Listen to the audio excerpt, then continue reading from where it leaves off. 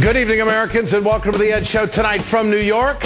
Well, Rush Limbaugh has politicized the death of a little girl. He says Democrats don't care about dead children. What a sick dude. And his party's sick policies really are cheating millions of American children out of a chance to succeed in this country. It's the Ed Show. Let's get to work.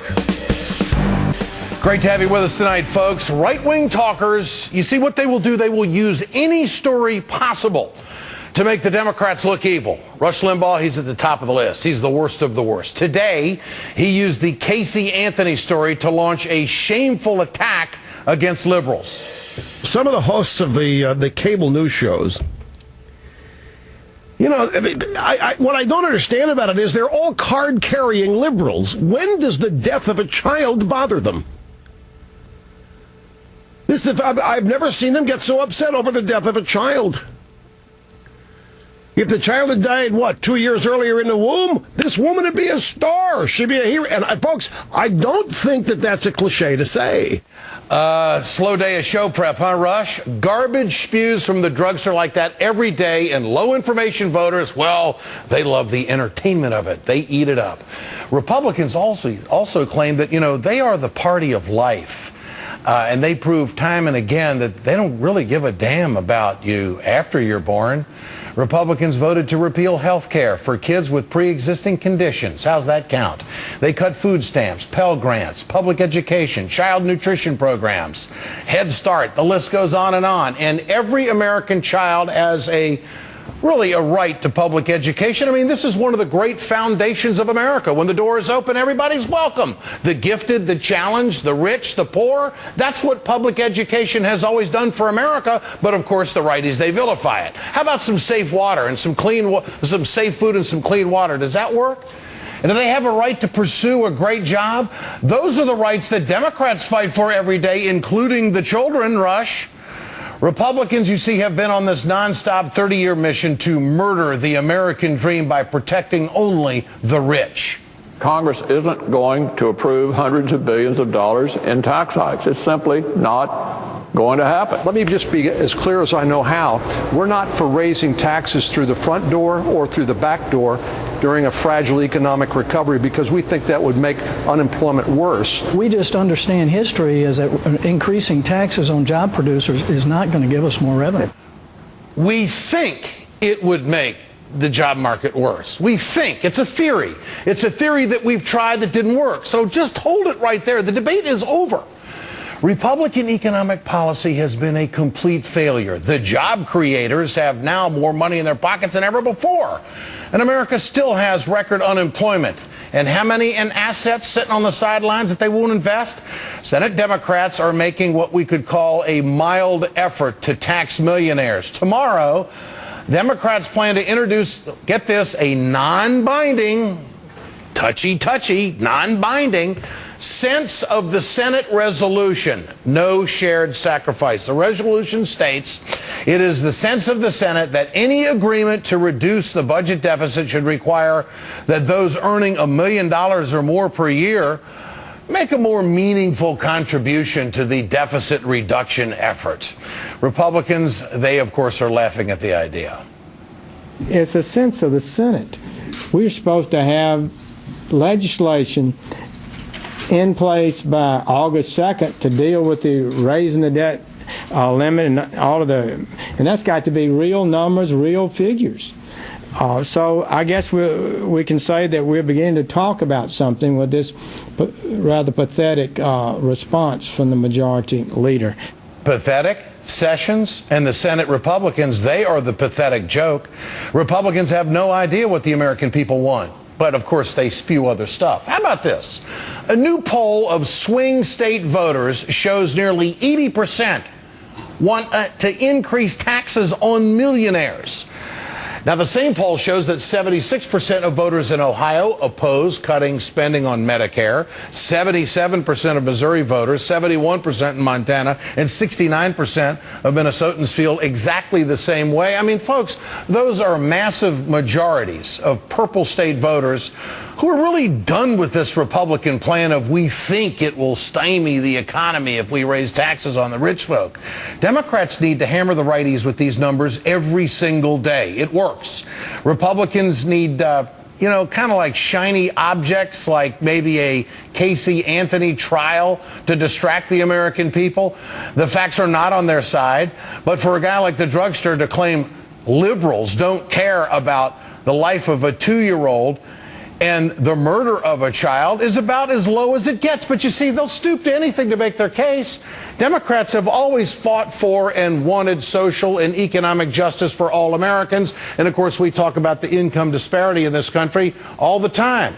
How can that be good for America? By the way, remember a few weeks ago when I was up at the Big Eddie board here in the studio, and I said, I really want any state representative or any state senator from any state in the union to come up to the board and explain to me how this is good for America, these 3 basic charts that I put up there.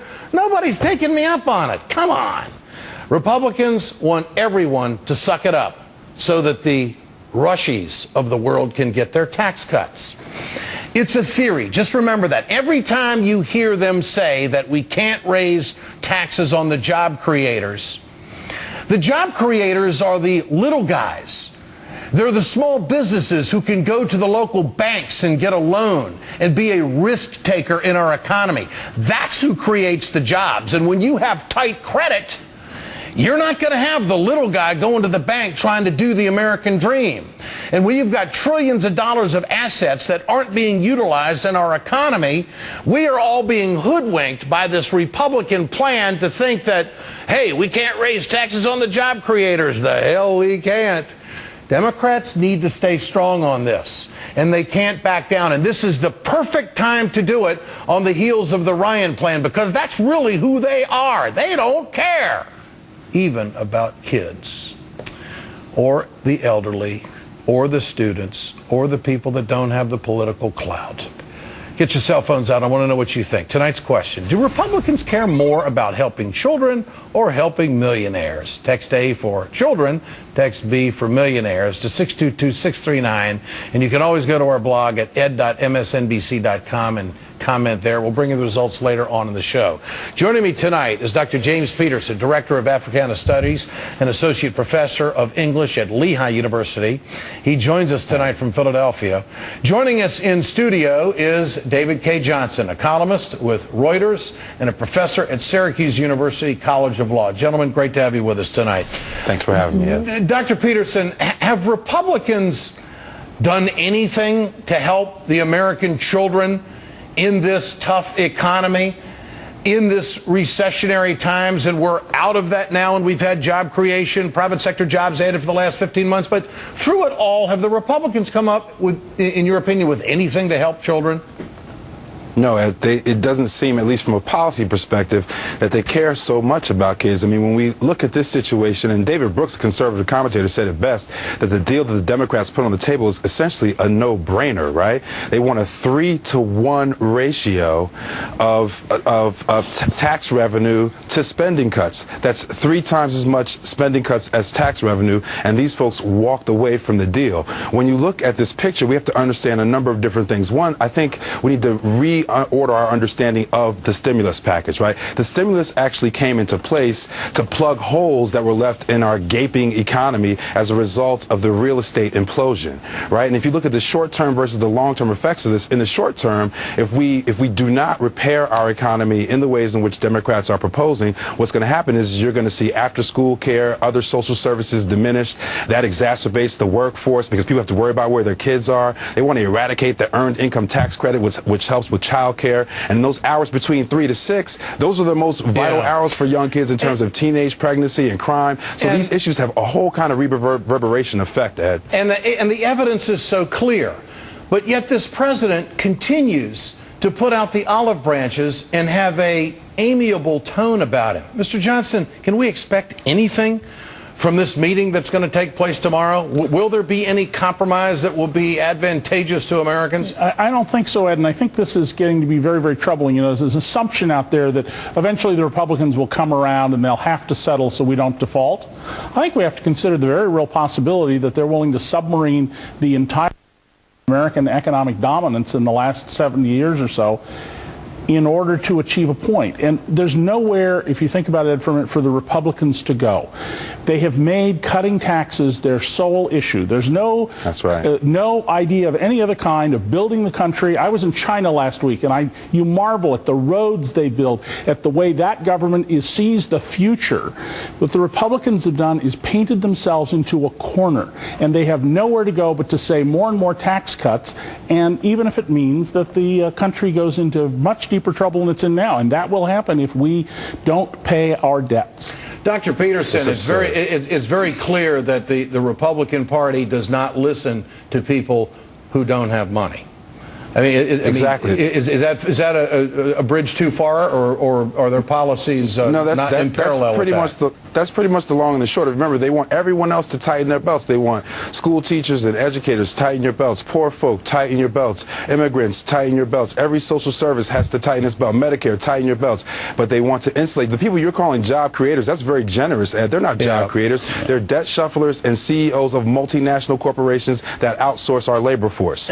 So in the end, I have no idea how the Republicans can see how we're going to move forward and progress in this country. It's all playing this chicken game with the debt ceiling. It's all theory that's been played out before. Mr. Johnson, economists from Northeastern University have released this study that I find really interesting. Between the second quarter of 2009 and the fourth quarter of last year, 2010, corporate profits captured 88% of the growth in real national income, while aggregate wages and salaries accounted for only slightly more than 1% of the growth in real national income.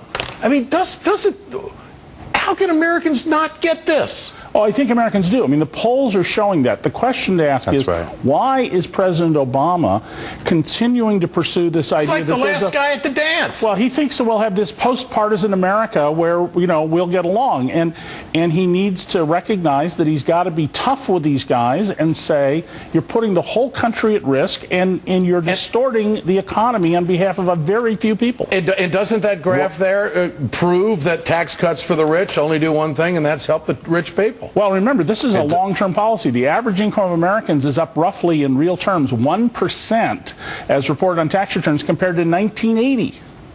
Dr. Peterson, where is the American middle class tonight, and where are they going to be 5 years from now?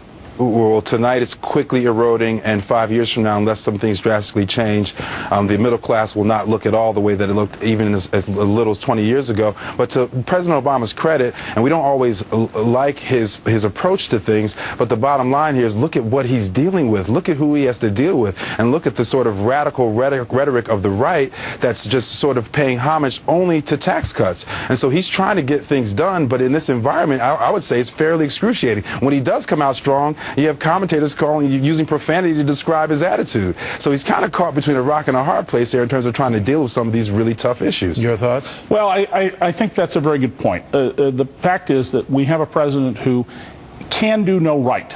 Even the things he's done, like the health care plan, not perfect, but a vast improvement over what we have, are all seen as wrong. And there's, I had somebody today say to me, well, under Obama, we've doubled the federal debt. Excuse me? That's not at all what's happened. In fact, President Obama's first budget had a smaller deficit than George Bush's last, and had his policies been put in place where we would end the Bush tax cuts, we would have shrinking federal budget deficits. That's right. Dr. James Peterson, David K. Johnson, great to have both of you with us tonight. Thanks so much. Thank you for having me, Ed.